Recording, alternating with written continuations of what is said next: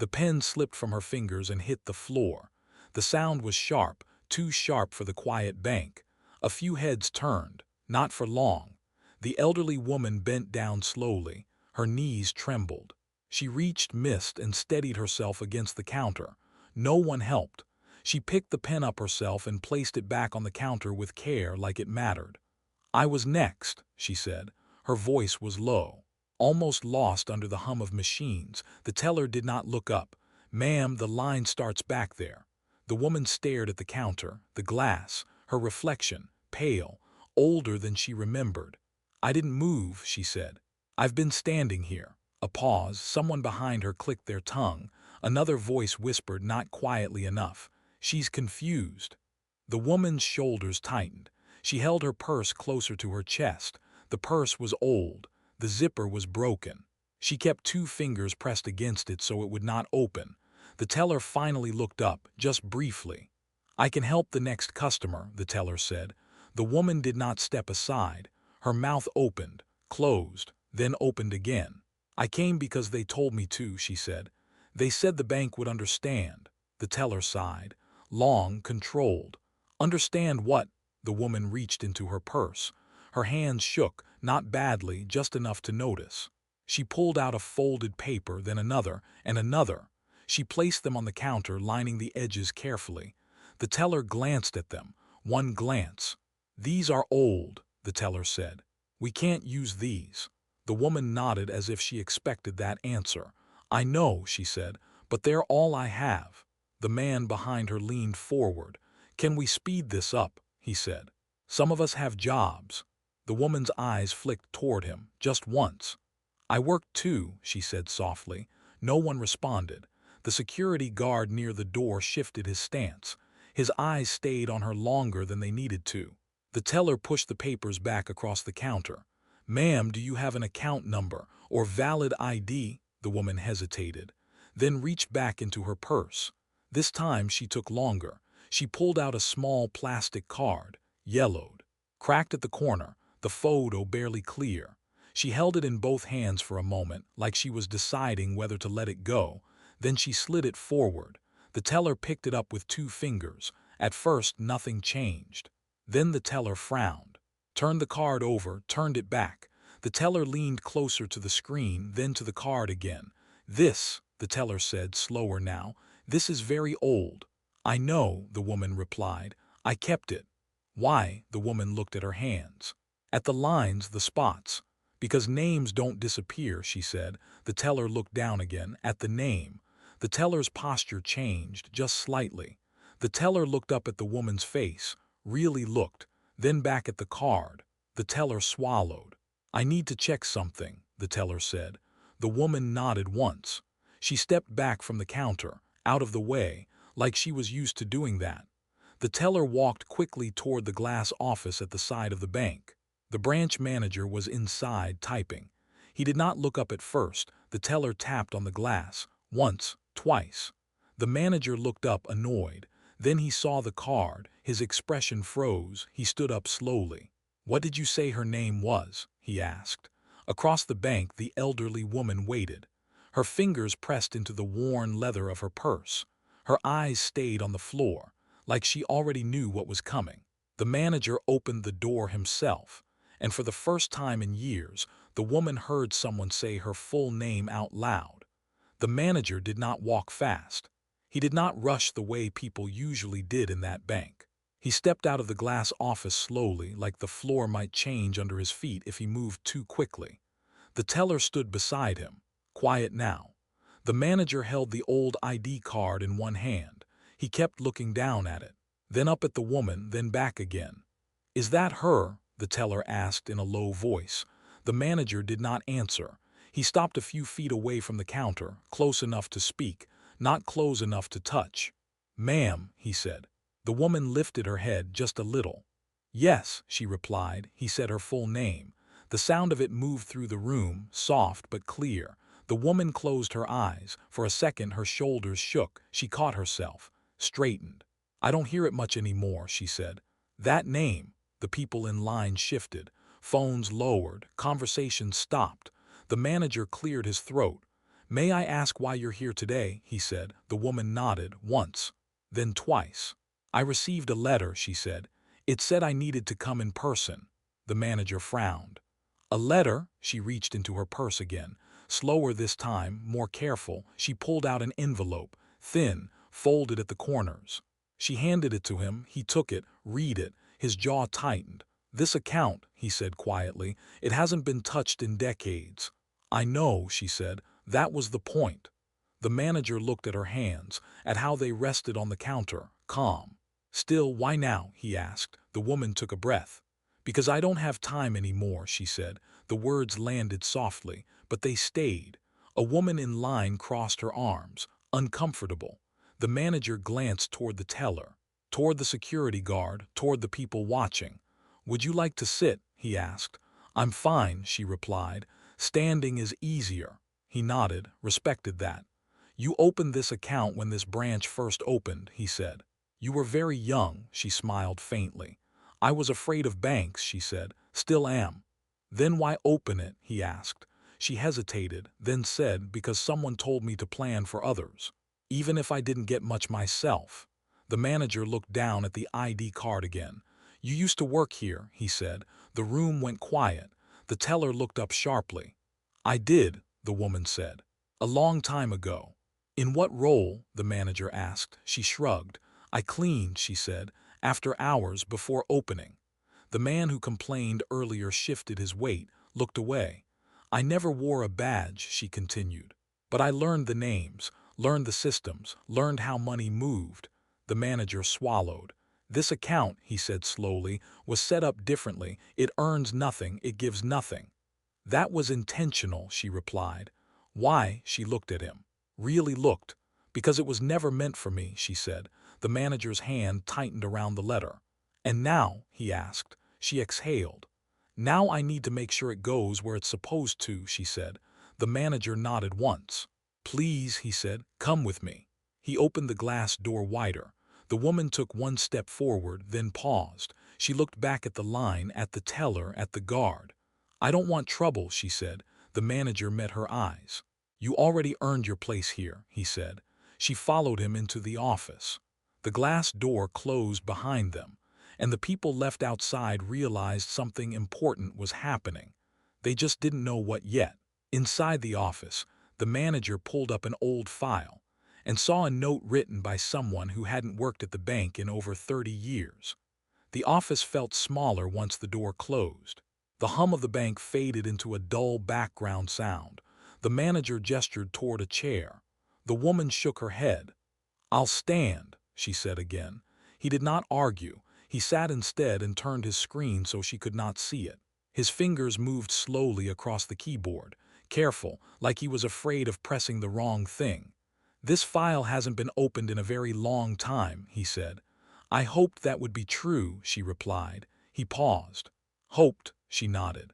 "If it had been touched, it would mean someone needed it early." The manager looked at her then, not at the screen, at her face. "You planned this," he said. She gave a small smile, one that did not quite reach her eyes. "I planned what I could," she said. "Life does the rest." The screen finally loaded. The manager leaned forward, his breath caught just slightly. There were notes, not many, short lines, dated, old. One line was highlighted. He read it silently first, then again. "Who wrote this?" he asked. She followed his eyes even though she could not see the words. "I did," she said. "You didn't have authorization," he replied. "I had access," she said. That was enough. The manager swallowed. The note was simple, plain language, no emotion.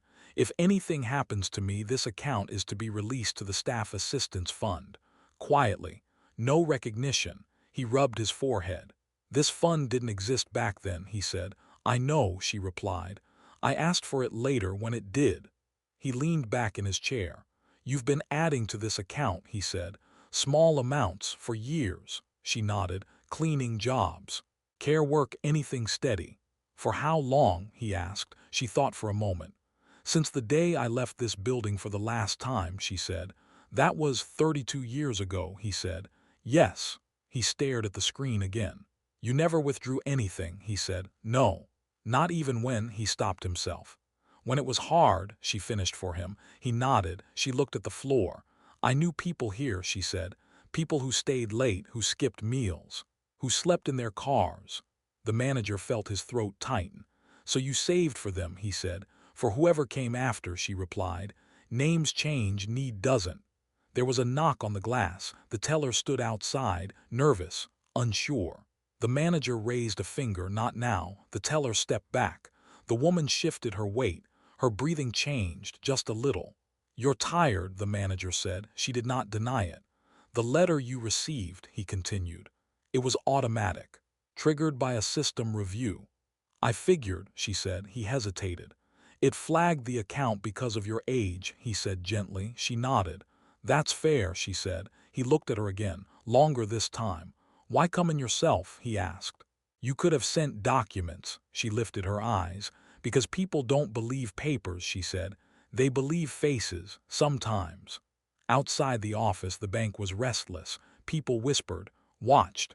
The manager closed the file slowly. There's more, he said. She waited. There's a balance here, he added, enough to change things. Her lips pressed together. That's why I stayed away, she said. Until now, Rehook. The manager hesitated, then asked the question that had been sitting heavy between them. Did anyone ever thank you? Part 4, the question stayed in the air. The woman did not answer right away. She looked at the corner of the office. At the small plant near the window, one leaf was yellow, forgotten. No, she said finally. The manager nodded slowly like he had expected that. They didn't know, he said. That helps, she replied. If they knew, it would have changed it.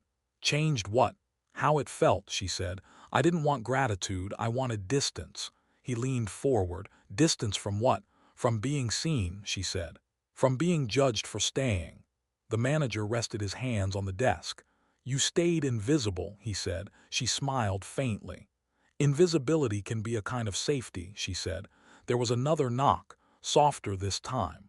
The security guard stood outside, uncomfortable. The manager opened the door just enough. Everything okay? The guard asked. Yes, the manager said. Give us a moment. The guard nodded and stepped away. The woman watched the door close. They're watching, she said. Yes, he replied. She exhaled.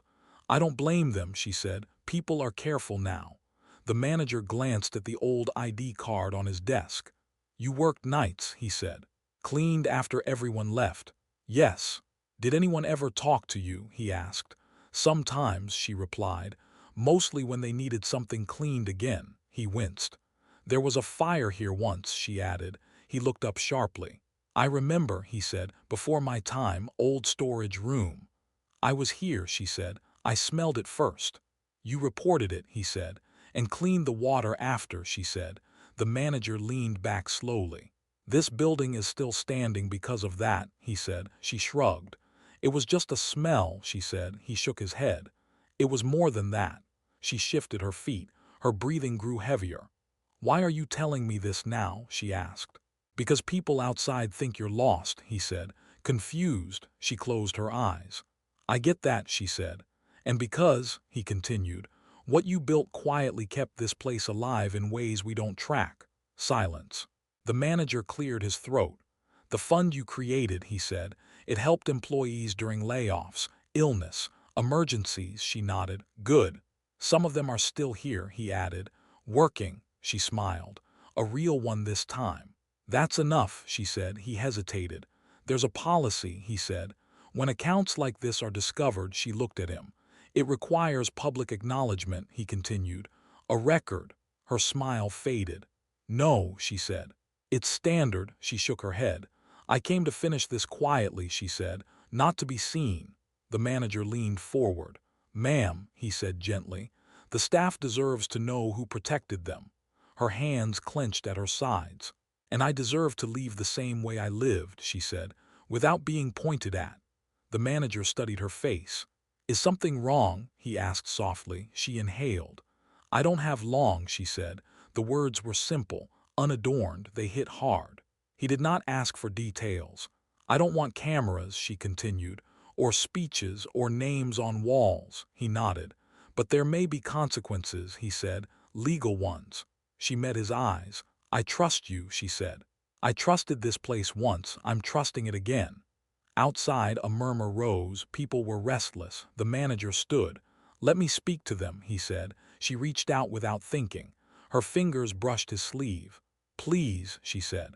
Don't make it about me. He paused, then nodded. I'll try, he said. He opened the door and stepped into the waiting bank. The manager raised his hand for silence and said a sentence no one expected to hear in that building. The manager stood at the center of the bank floor. People stopped moving, the line froze, phones lowered, even the machines seemed quieter.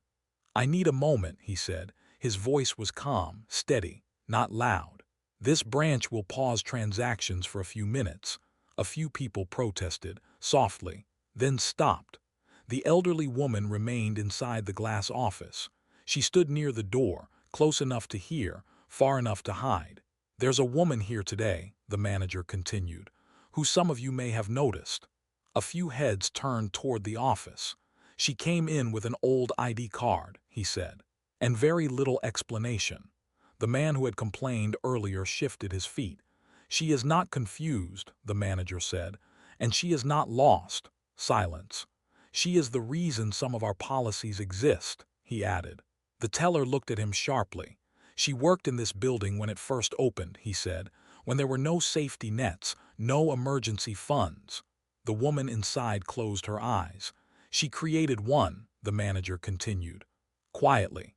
Over decades, whispers spread.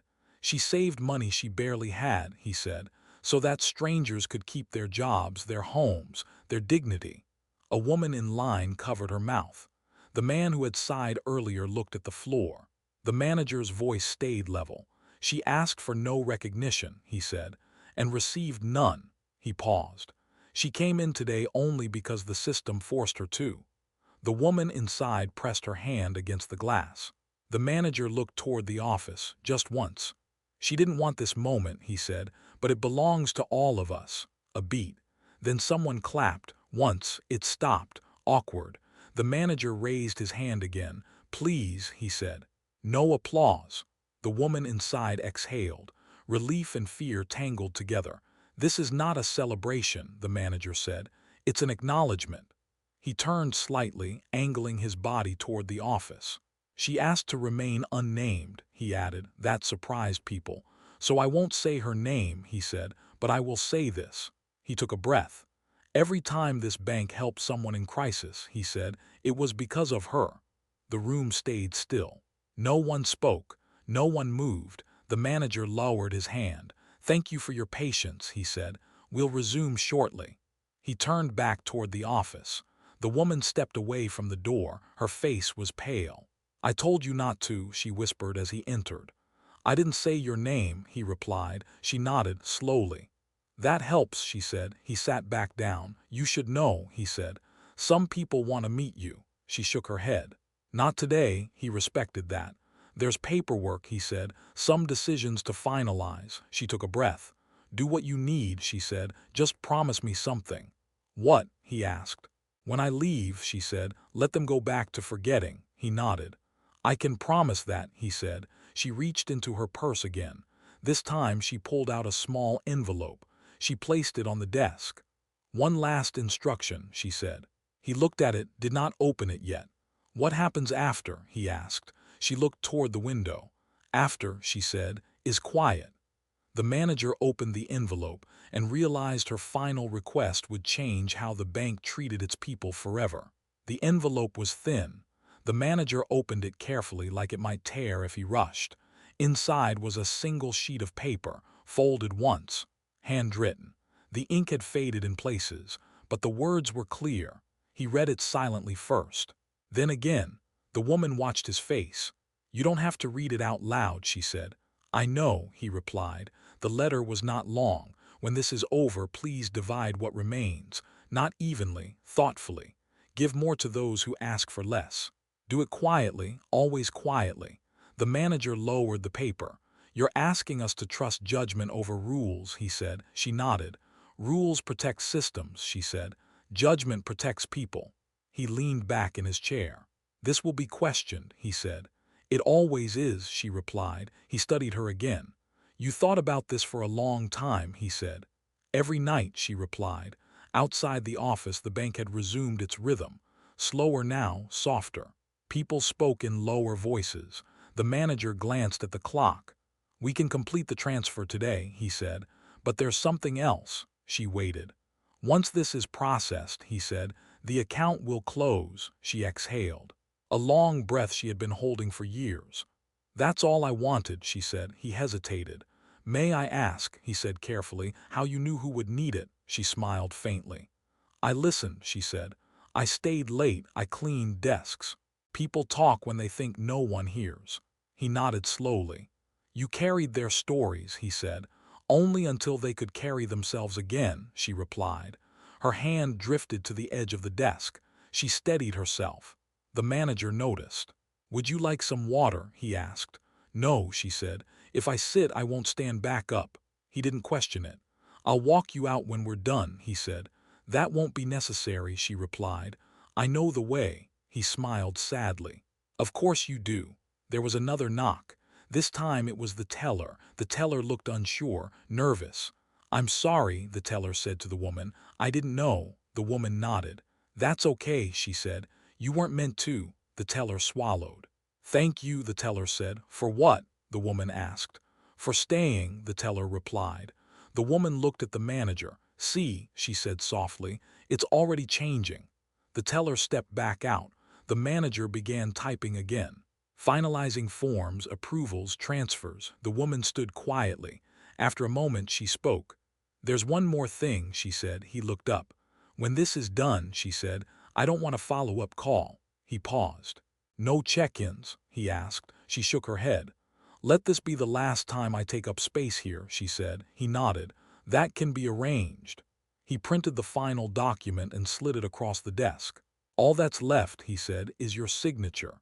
She took the pen. Her hand shook more this time. She steadied it with her other hand. She signed slowly, carefully. When she was done, she placed the pen down. The sound was soft, final. The manager stamped the page. The account was closed. She looked relieved, then tired. "I should go," she said. He stood. "I'll walk you to the door," he said anyway. She didn't argue this time. As they stepped out of the office together, someone in the bank recognized her face and whispered a name that was never meant to be spoken aloud. They walked side by side toward the front of the bank. Slowly. Not because the path was long, because neither of them wanted to rush what came next. The woman kept her eyes down, on the tiled floor, on the scuff marks near the entrance. Marks she remembered scrubbing years ago. The manager matched her pace. Someone near the waiting area leaned forward. "I know her," a voice whispered. It was a woman in her 40s, office clothes, tired eyes. The whisper traveled, soft, curious. "I think she used to clean here," the woman said again, louder this time. The elderly woman stopped. Just for a second, the manager noticed. "Do you want to sit?" he asked quietly. "No," she said, "it's okay." The woman from the line stepped forward, careful, respectful. "You don't remember me," she said. "But I remember you." The elderly woman looked up. "I was pregnant," the woman continued. "Years ago, I worked here. I was scared all the time." The bank felt smaller again. "You brought me tea," the woman said, "every night, even when I didn't ask." The elderly woman smiled faintly. "You looked cold," she said. The younger woman's eyes filled. "I lost my job later," she said, "but the fund helped me stay. I didn't know it was you." The elderly woman shook her head gently. "It wasn't me," she said. "It was meant for you." The woman wiped her face and stepped back. No one laughed now. No one sighed. The man who had complained earlier stood stiffly, his jaw tight. "I'm sorry," he said suddenly, too loud, too fast. The elderly woman looked at him. "For what?" she asked. "For assuming," he said, "for rushing you." She nodded.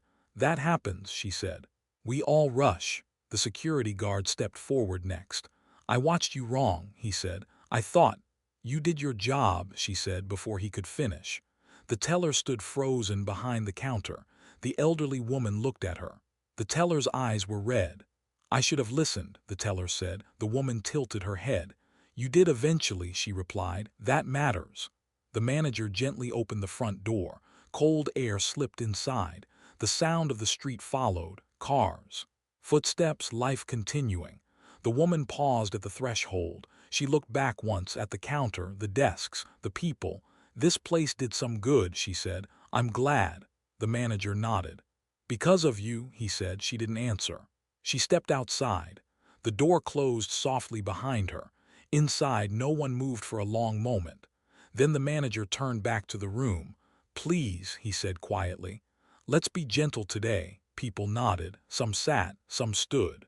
The teller wiped the counter slowly. Outside, the elderly woman walked down the steps. Her shoulders relaxed for the first time. She reached the sidewalk and stopped. She pressed a hand to her chest, breathed. A bench waited nearby. She sat. The city moved around her, unaware. She took out her purse, opened it carefully. Inside, the old ID card rested alone. She traced the name with her finger, then tucked it back. She leaned her head against the bench, closed her eyes. For a moment she looked peaceful, almost free. Across the street, a young man stared at her from a bus stop, because he recognized her for a reason no one inside the bank could have imagined. The young man at the bus stop did not move. He stood with his backpack hanging from one shoulder, his bus card halfway out of his pocket, forgotten. He stared at the elderly woman on the bench, at her posture, at the way her hands rested in her lap, calm, familiar. He took a step forward, then stopped. "No," he whispered to himself. The woman opened her eyes. She felt it before she saw him, that sense of being looked at, known. Their eyes met. The young man's breath caught. "It can't be," he said quietly. The woman tilted her head. She studied his face, his hair, his tired eyes. Something softened in her expression. "You look cold," she said. The words hit him harder than he expected. She said them the same way, the same gentle tone. He walked closer. "Do you remember me?" he asked. She searched his face, took her time. "I remember many faces," she said. "Tell me yours." He swallowed. "My mother used to work nights," he said, "at a bank." Her fingers tightened slightly on her purse. "She came home tired," he continued, "but calmer after she met you." The woman closed her eyes briefly. "Tea," she said. "Yes," he replied. "You brought her tea." His voice shook. "She lost that job," he said, "but someone helped us. We didn't know who." The woman looked down at her hands. "I'm glad it helped," she said. The young man's eyes filled. "She passed away last year," he said. The woman inhaled sharply. "I'm sorry," she said. "She was kind." "She named me after you," he said. The woman looked up, this time fully. The street noise faded. "That's not possible," she said. "She said you saved her," he replied. "Without knowing." The woman's lips parted. No sound came. He reached into his bag and pulled out a folded paper. He handed it to her. She opened it. A birth certificate, old, creased. Her name sat in the middle, clear, certain. The woman pressed the paper to her chest. "I didn't know," she whispered. "I wanted to thank you," he said, "but I didn't know where to find you." She smiled through tears. "You found me anyway," she said. They sat together on the bench. No rush, no need to explain more. A bus arrived, doors opened. The young man did not move. "I'll take the next one," he said. She nodded. "Stay warm," she said. He smiled, really smiled. "You taught her that," he said. She reached out, touched his sleeve lightly. "She taught me more," she replied. The bus left. The street quieted again. The woman leaned back. Her breathing was shallow now. The young man noticed. "Are you okay?" he asked. She nodded, then shook her head. "I think I'm tired," she said. He looked around, panicked. "Should I call someone?" he asked. She placed her hand over his. "No," she said gently, "just sit." He sat closer. She closed her eyes. The city kept moving. A light breeze passed. Her hand stayed in his. The young man felt her grip loosen, and realized the moment he had waited his whole life for might also be a goodbye. The young man noticed it first in her fingers. They were warm, still gentle, but lighter, like they were letting go without asking permission. "Hey," he said softly, "stay with me." Her eyes opened, just a little. "I am," she said. "I hear you." Her voice was thinner now, but calm. He looked around the street at the cars, the people passing by who did not see them. "Can I call an ambulance?" he asked. She shook her head. "Too much noise," she said. "Too many questions." He swallowed hard. "I don't want to lose you," he said. She smiled faintly. "You didn't lose me," she replied. You found me. Her breathing slowed, not stopped, just slower, measured. He remembered his mother breathing like that at the end, how the room had felt heavy but peaceful. He scooted closer on the bench. You should know, he said. I work 2 jobs now. She nodded. I guessed, she said. Your shoulders carry it. He let out a shaky breath. I help my sister, he continued. She's in school, she wants to be a nurse. The woman's lips curved upward. She'll be good, she said. She notices hands, he blinked. That's what my mother used to say, he whispered. The woman squeezed his hand once, weak, intentional. She learned that, she said, from watching. A siren wailed somewhere far away, then faded. The young man brushed his thumb across her knuckles. Do you want me to tell them? He asked. The people in the bank, she opened her eyes again, met his gaze. No, she said. Let it stay small, he nodded. Tears slipped down his face. Quiet ones. I'm scared, he admitted. I know, she replied, but you're not alone in it. Her breathing changed again, shorter now. He leaned in. Is there anything you need? He asked. She thought for a moment. Can you tell me, she said, if the sun is still out? He looked up. It was slipping behind the buildings. Low gold. Yes, he said, it's still here, she smiled. That's good, she said. She shifted slightly, rested her head against the bench back. Her eyes stayed open this time, watching the sky. I didn't think anyone would remember, she said. I did, he replied. Even before I knew why, she nodded slowly. That's how it works, she said. We carry things before we name them. Her grip loosened again. He felt it. Panic rose in his chest. Please, he whispered. She turned her head toward him. Her eyes were clear, peaceful. You're doing well, she said. Tell your sister to drink water and rest. He laughed once through tears. I will, he said. Her hand slipped from his, not suddenly, gently, like setting something down. He froze. Hey, he said again, softer. I'm here. She did not answer. Her face was still, calm, as if listening to something far away. The city moved on. A stranger passed. Then another. The young man stayed seated, holding the space where her hand had been. Minutes later, the bank manager stepped outside and realized the woman had kept her final promise by leaving without taking up any space at all. The manager stepped out of the bank slowly. He had meant to check on her, just that, a quick look. To make sure she was all right, he saw the bench first. Then the young man, still seated, still, too still. The manager's step slowed. He stopped a few feet away. I'm sorry, the manager said gently. Is she? The young man looked up. His eyes were red, his face calm in a way that hurt to see. She's resting, he said. The manager understood anyway. He walked closer. Careful, respectful. The elderly woman sat exactly as she had before, head back, hands relaxed at her sides, eyes open but not seeing, peaceful. The manager removed his coat without thinking and placed it over her shoulders. Not to hide her, just to keep her warm. I didn't know her, the young man said quietly. Not really. The manager nodded. Most people didn't, he replied. They stood there together for a moment. 2 strangers connected by someone who had refused to be known. A passerby slowed. Is everything okay? The passerby asked. The manager nodded. Yes, he said. We're handling it.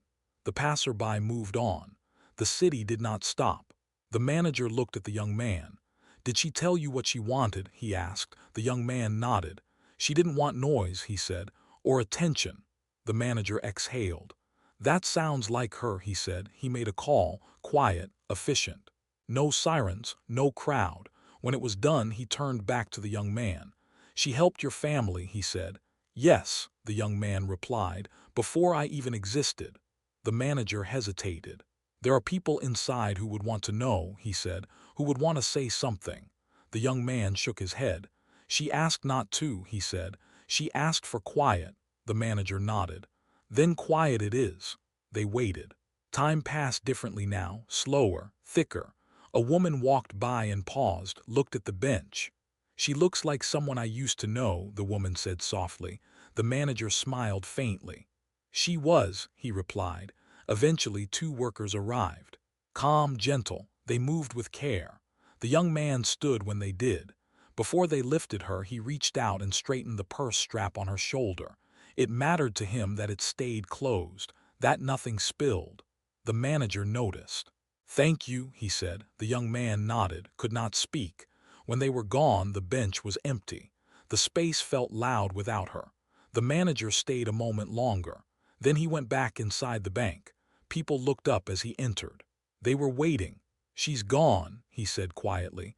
A hand went to someone's mouth. A chair scraped softly as someone sat down.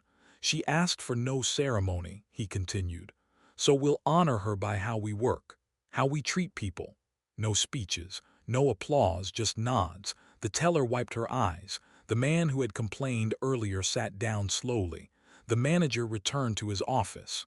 He opened the file one last time, then closed it. Outside, the sun disappeared completely.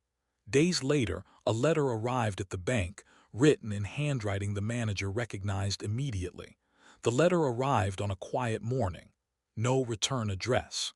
Just the bank's name written carefully on the front. Familiar handwriting, slow, steady. The manager knew it before he opened it. He stood at his desk for a long moment, holding the envelope, letting the feeling settle. Then he opened it. Inside was a single page, folded once. The paper was thin, worn at the edges, like it had been carried around for a while. He read the first line and had to stop, not because it was long, because it sounded like her. "If you are reading this, then I left the way I hoped." The manager sat down. Outside his office, the bank moved through another ordinary day. Printers, pens, footsteps. "Please don't be sad," the letter continued. "Sadness makes people rush. I don't want rushing." He smiled despite himself. "I didn't want to disappear without saying thank you, not for the attention, for the listening." He remembered how she had stood, how she had waited. "I know rules matter," the letter said, "but sometimes kindness comes first and the rules catch up later." He folded the paper slightly, then smoothed it again. "Please take care of the young ones who stay late, the ones who say they're fine when they're not." His throat tightened. "And please tell the teller she did learn, even if it took a moment." The manager glanced out of his office. The teller was helping an elderly man at the counter, leaning in, patient. "I don't need my name remembered," the letter continued. "But if you ever wonder whether small things matter, they do." He closed his eyes. "They mattered to me." The letter ended there. No signature. It didn't need one. The manager folded the paper and placed it back in the envelope. He did not file it. He kept it in his desk drawer. That day the bank felt different, not louder, softer. A woman at the counter forgot her paperwork. No one sighed. A man struggled to explain something. The teller waited. At closing time, the manager walked through the building. He stopped at the janitor's closet. Inside it was clean, organized, quiet. He stood there for a moment longer than necessary. Across town, the young man sat at his kitchen table. The birth certificate lay open in front of him. His sister leaned over his shoulder. "Who was she?" she asked. He thought for a moment. "Someone who stayed," he said. She nodded like that made sense. At the bank, a new notice went up near the break room. It wasn't formal. Just a line printed on plain paper. "If you need help, ask. If you see need, act." No logo, no name. People read it, then went back to work. Outside, the bench across the street was empty. Sunlight hit it in the afternoon. People sat there, then left. None of them knew why it felt like a place to rest, but it did. Months later, during an unexpected audit, a senior executive asked a question that forced the manager to tell the story one last time, out loud. The audit was not announced. It never was. 3 people walked in just after lunch. Dark jackets, neutral expressions, clipboards held close. The bank shifted immediately. Voices lowered, movements tightened. The manager greeted them with a practiced smile. "Of course," he said, "we'll cooperate fully." They nodded, professional. Polite. One of them, a woman with gray-streaked hair, flipped through a folder. "There's an account we'd like to discuss," she said. The manager felt it before she said more. She slid a printed page across the desk. An account number. Closed. The manager glanced at it. "Yes," he said, "I remember." The auditor looked up. "Do you?" she asked. "It goes back over 30 years. "Yes," he replied again. She studied his face. "There's an unusual note attached," she said. About discretionary distribution. Yes, he said. That's not standard, she said. No, he agreed. She leaned back. Why was it allowed? The manager took a breath. Because it protected people, he said. The other auditor frowned. That's not a policy, he said. It is now, the manager replied quietly. The room went still. The gray-haired woman watched him carefully.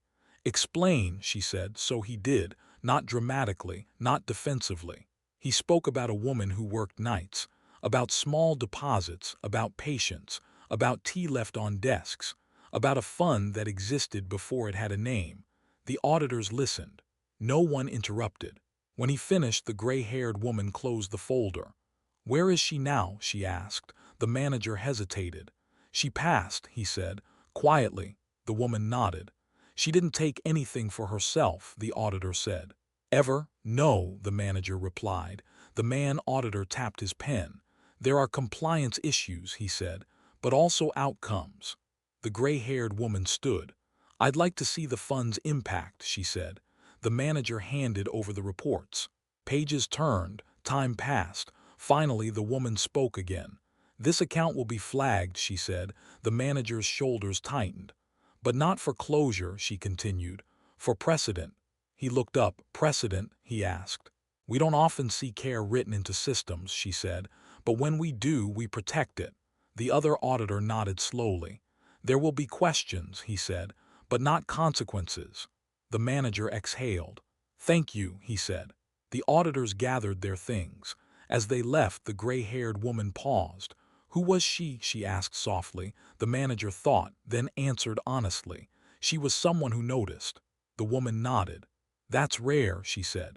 After they left, the manager stood alone in his office. He opened his desk drawer, took out the letter. Read the first line again. If you are reading this, then I left the way I hoped. He smiled. Outside, a young teller helped a woman fill out a form. Slowly. The manager watched, then turned off the light in his office and went back to work. Years later, a new employee would ask why the bank's kindness policy had no author, and the answer would change how they saw their job forever. The new employee asked the question on a rainy morning. It was her first week. Her badge still stiff, her movements careful. She stood near the break room staring at the notice on the wall. If you need help, ask. If you see need, act. She turned to the teller beside her. Who wrote that? She asked. The teller smiled faintly. No one, she said, and everyone. The new employee frowned. That doesn't make sense. The teller leaned against the counter. It will, she said. Eventually. Later that day, the new employee misfiled a form. She realized it too late. Her chest tightened. I'm sorry, she said quickly. I'll fix it. The manager, older now, waved her off. Sit, he said. Tell me what happened. She blinked. No lecture, no sigh, just listening. She spoke, slowly at first, then faster. When she finished, he nodded. We'll fix it, he said.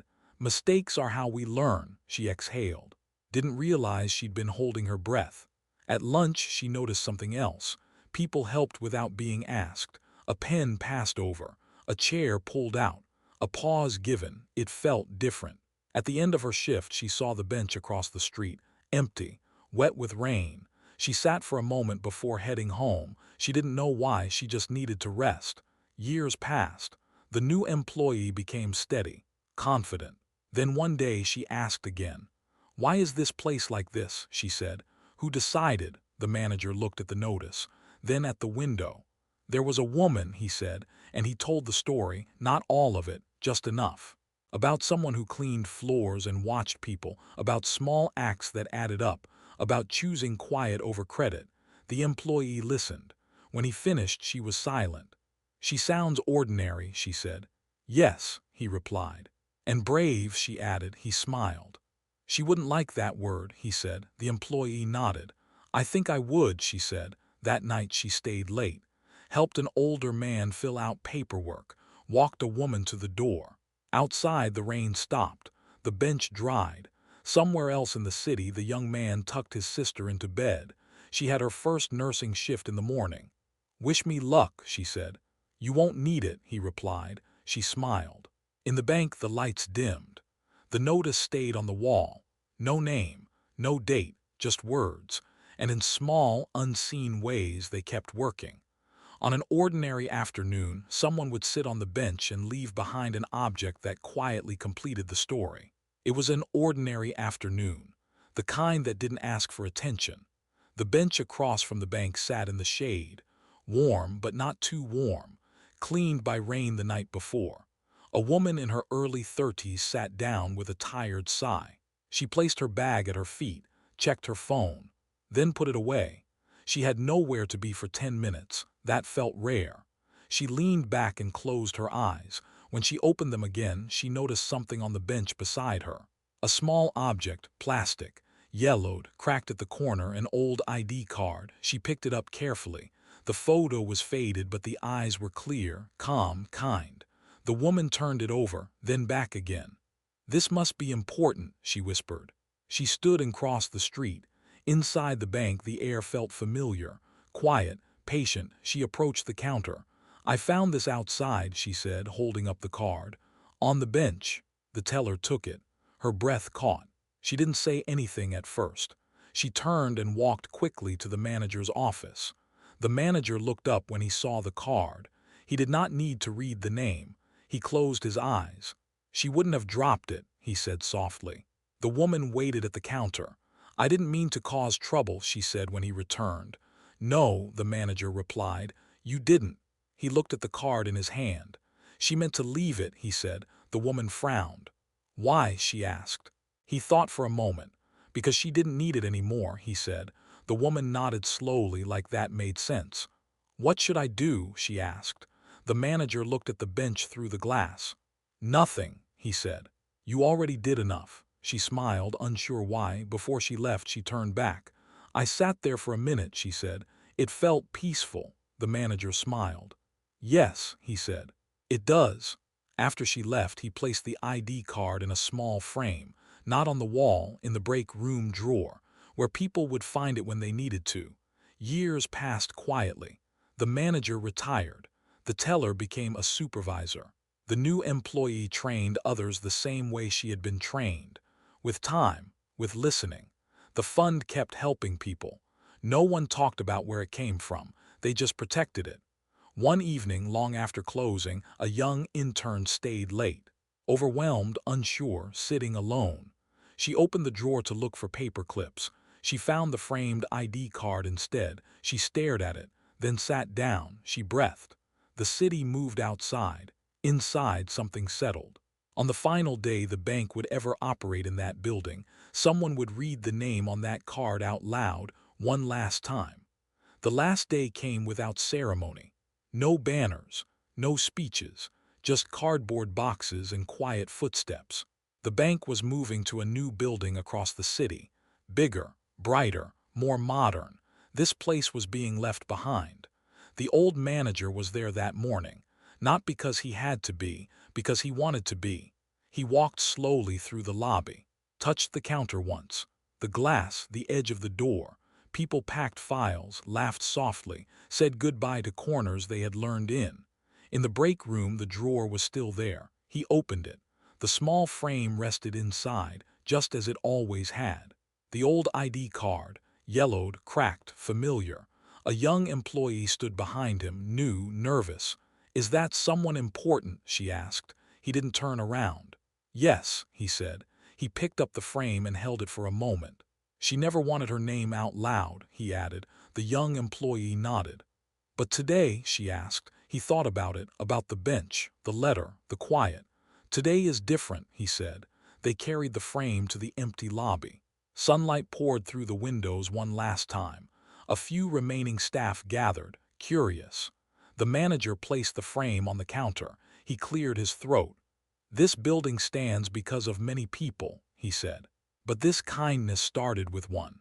He paused, and for the first time in that space he said her name, clearly, fully. It didn't echo, it settled. No one clapped, no one spoke. Some people cried quietly, others just stood. The name was returned to silence. The frame was packed carefully, wrapped twice. Outside the bench remained, worn now, familiar. A man sat there, then left. A woman rested there with her eyes closed. The building lights turned off. The doors locked. Life moved on. In the new building, the notice went up again. Same words, same paper, no explanation. Years later, a child would ask why everyone at that bank seemed so patient. And someone would say, because someone once taught us how. Not her name, just the way she lived.